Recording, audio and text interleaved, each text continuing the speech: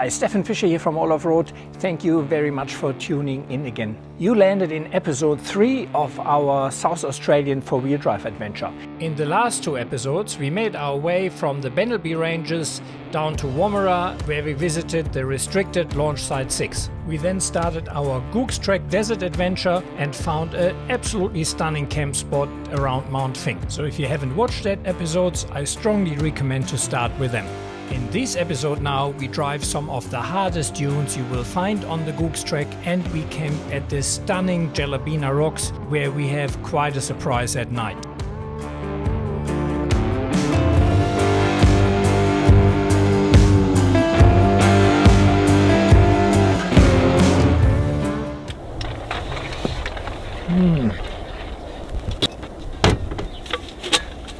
Morning coffee. Upgraded to a grinder. Alternative brewing provided that for me to test, to use, to see. Also got a Bellman cappuccino maker, which is brilliant. I tried that on the last kids camping trip, but it's a bit too big for touring here for me, so that's going to go in the camper trailer. But I like the process of grinding the coffee in the morning, which I wouldn't have thought, because usually I always took already ground coffee, but pretty good, and it smells good. Very easy.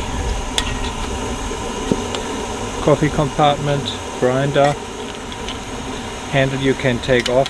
So this is a pretty shameless plug for alternativebrewing.com.au. I contacted them because I was after one of the Bellman coffee makers, and it turns out the company is run by one of my former students. The website is really any coffee lover's dream, because anything remotely to do with coffee and coffee making you will find there.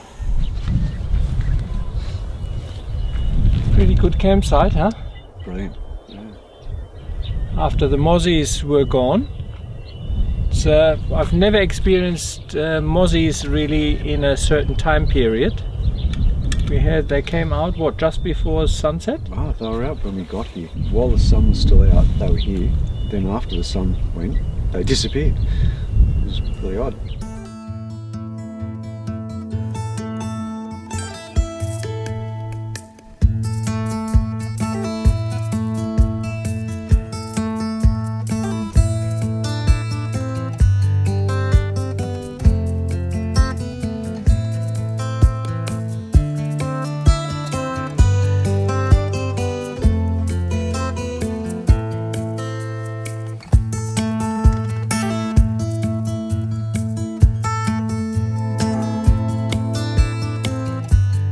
The recommended UHF channel for the Googs Track is channel 18. That's one of the reasons why I run 2 UHFs, so we can have a group channel which is not blocked up and you don't hear any chatter, but I also had the other UHF on channel 18 to hear whether we have oncoming parties. Rough. Is it? It's alright here.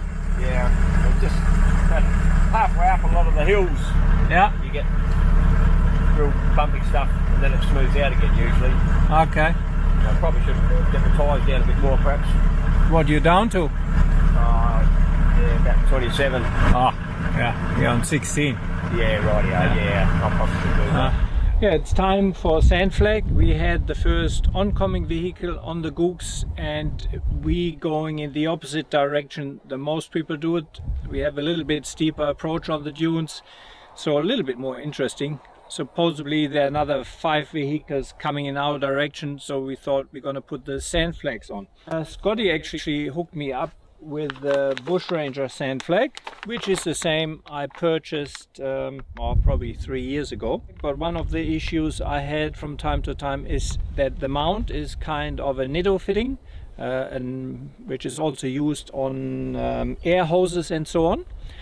And theoretically that's all pretty easy to connect and disconnect, but when you, especially in the desert, and you have dust and sand going in, it has inside some small little roller bearings, and they get stuck. And I had instances where I could not actually take the flag off anymore, or I needed to put WD-40 in, and took a lot of effort.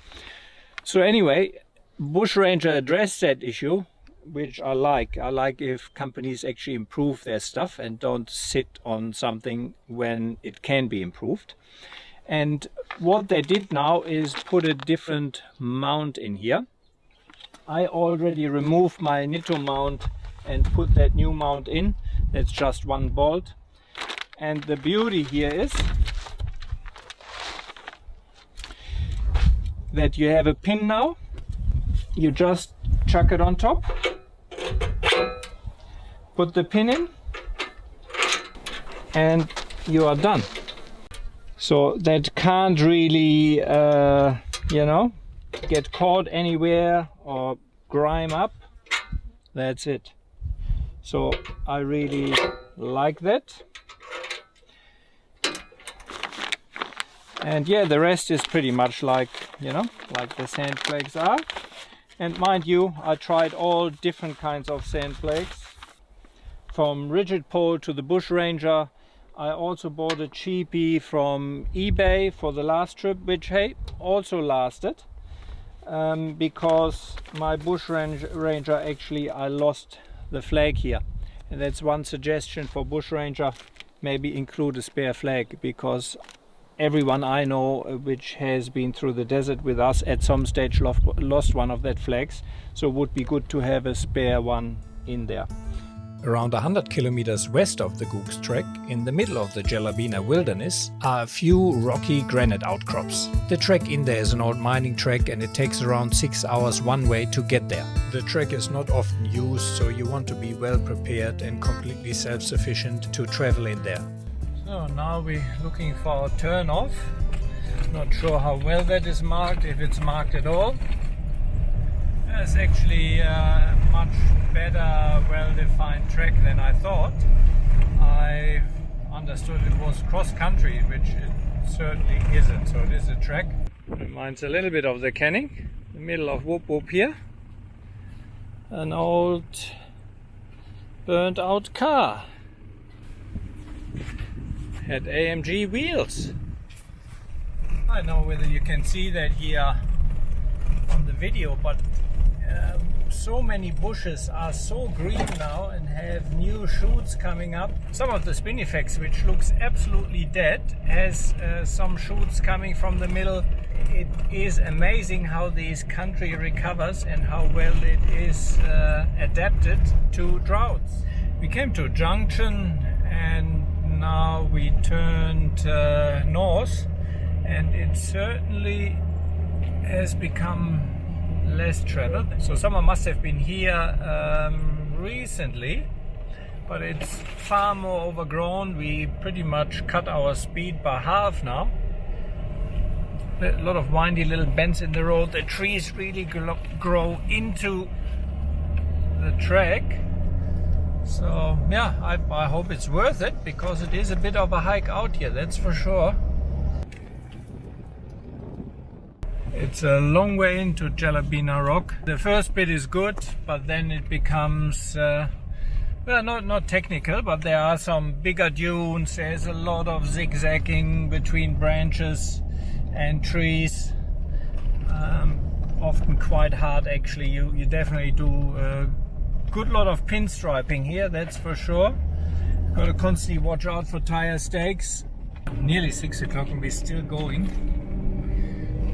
Some fairly soft dunes actually. Had to use a little bit of momentum now, but I'm on 19 psi, so usually would be a bit lower.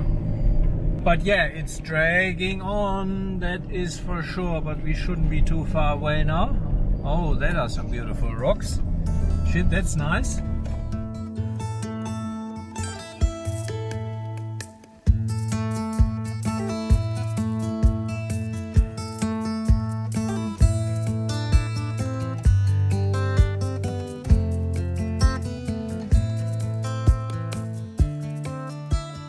It was really special for us to see the country after rain, as it really transforms it, and you hardly ever see it that green with so many wildflowers. It's just absolutely magnificent. Check out this footage from Stephen Maps, which he kindly provided me. He was there a few months earlier, and it shows very well how the landscape looks without the rain.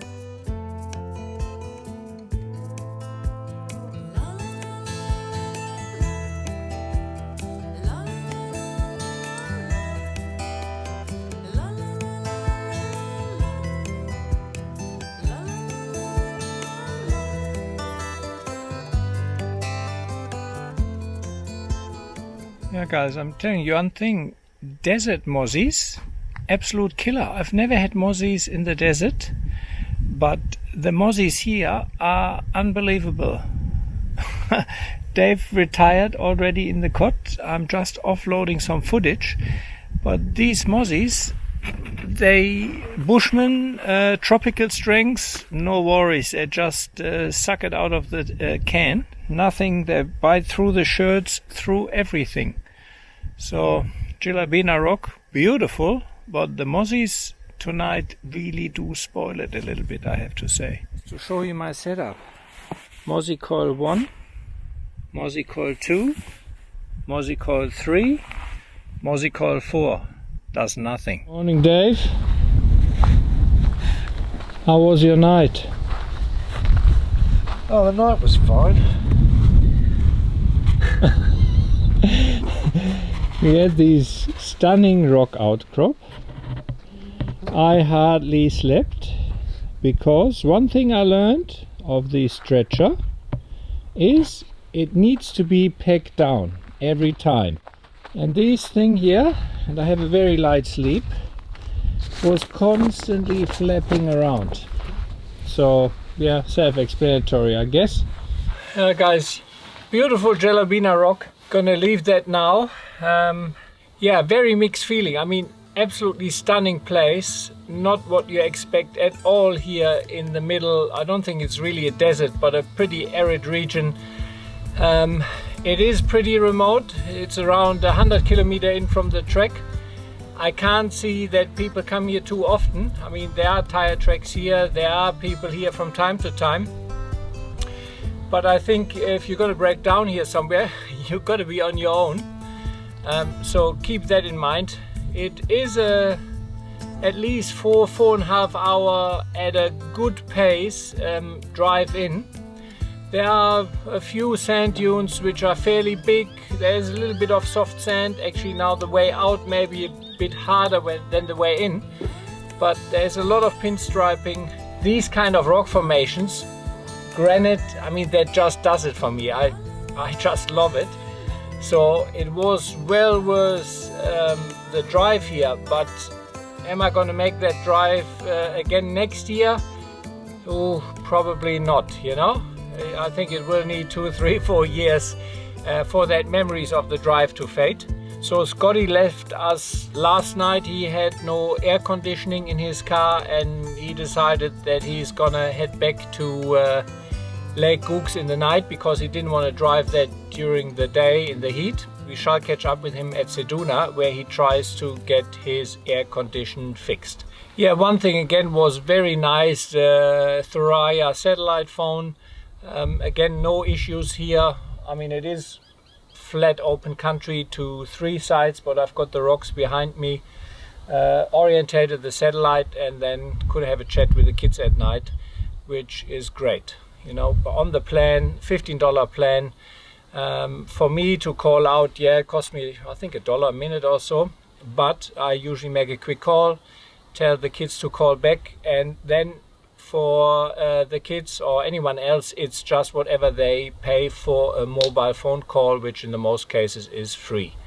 So on the way to Jellabinna Rocks, there are a few more of these huge granite shelves.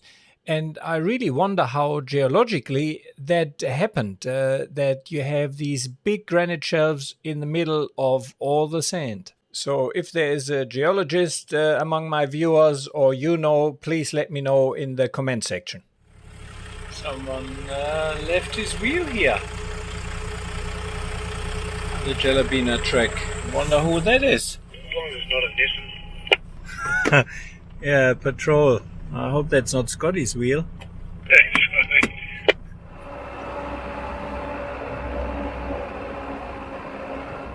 Quite amazing how green this Calitris glaucophylia is. It is quite an important plant for the Aboriginal people, as the leaves and raisins are crushed and used as a body wash after soaking in water, or they are mixed with fat and rubbed on the body. On the way out from Jellabinna Rocks, the sand dunes are definitely steeper, the sand is a little bit softer, and while it's not comparable to some of the more difficult dunes in the Simpson, you can get stuck here, and we saw quite a few dunes where people created run-up tracks to get up there. However, the secret to sand driving is really tire pressure and throttle control, and if you have that right, nothing poses really a problem here. I encouraged Dave to crawl this dune, and that didn't work out 100%. So he is showing actually a nice recovery technique here, which doesn't always work, but sometimes you can rock forward and backwards a few times, compact the sand underneath, and in this case it was enough for Dave to drive out of it, even on that dune and the incline. For this technique to work, you will require good throttle control, as you definitely have to avoid any unnecessary wheel spin, which only would dig you deeper in and won't help you to drive out. Dave demonstrates here perfectly how it's done. Dave and myself both agreed that the way out from Jellabinna Rocks felt much faster. I guess it was because we started these first in the morning, and on the way in we already had 4 hours driving behind us. Googs Lake is named after John Goog Denton, who created the Googs Track. Googs Lake Campground needs to be booked through the South Australian National Park's website. It has drop toilets and is suitable for camper trailers. You can also have a fire there if there is no total fire ban. So 5 hours driving in the desert. It's a reasonably hot day. Let's see what engine temps we have. The battery is 86 degrees. 86,